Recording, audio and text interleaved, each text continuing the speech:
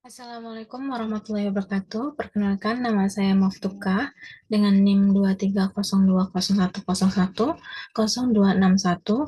dari kelas MJ604. Di sini saya akan mempresentasikan mengenai UAS, yaitu Studi Kelayakan Bisnis, yang berjudul Analisis Strategis, Aspek Pemasaran dalam Studi Kelayakan Bisnis, Integrasi Teoritis, Pemodelan Kuantitatif, dan Mitigasi Risiko Multimediasi.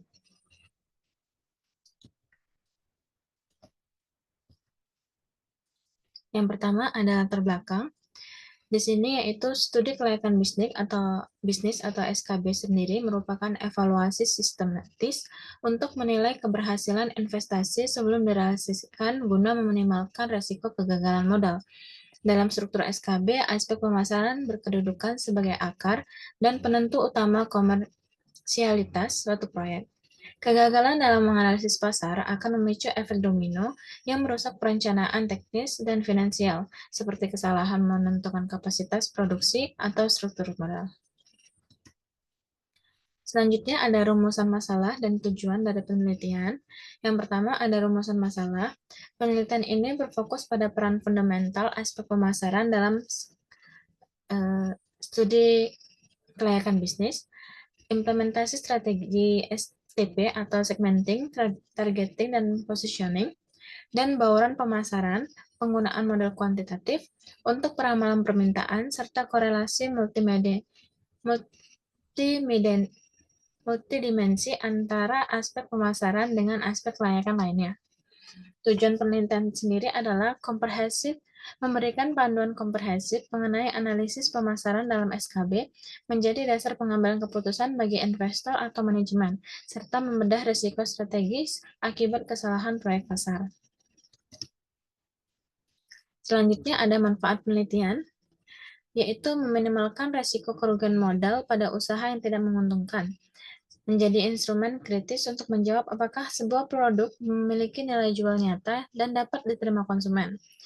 Membantu pemangku kepentingan seperti investor, manajemen, dan pemerintah dalam pengambilan keputusan strategis berdasarkan data pasar yang akurat.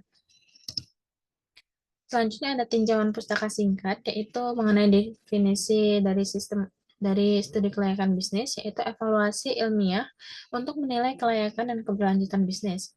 Struktur pasarnya adalah pemahaman mengenai pasar persaingan sempurna, monopoli, oligopoli, dan persaingan monopolistik untuk menentukan strategi bersaing. Strategi STP atau proses pembagian pasar, segmenting, memilih sasaran, targeting, dan membangun citra khas atau positioning.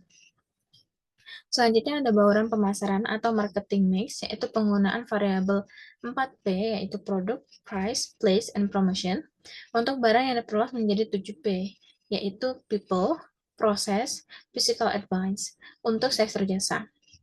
Selanjutnya ada analisis kompetitif, yaitu menggunakan kerangka Porter 5 Force dan matriks SWOT untuk memetakan daya tarik industri serta kapabilitas internal.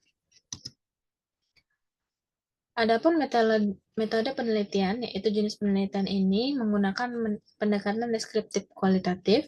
Sumber datanya diperoleh oleh tinjauan literatur atau studi pusaka dari berbagai buku teks dan jurnal ilmiah, serta menggunakan contoh kasus nyata pada beberapa UMKM, seperti Pempek Sultan dan Salon Cahaya Putri. Teknik pengumpulan datanya itu dilakukan melalui studi kepustakaan dengan mengintegrasikan teori-teori pemasaran dan data historis untuk keperluan peramalan. Analisis datanya dilakukan secara kualitatif untuk membedah dimensi pemasaran dan secara kuantitatif dalam konteks peramalan permintaan atau demand forecasting. Demand forecasting menggunakan metode seperti least square, moving average, dan exponential smoothing.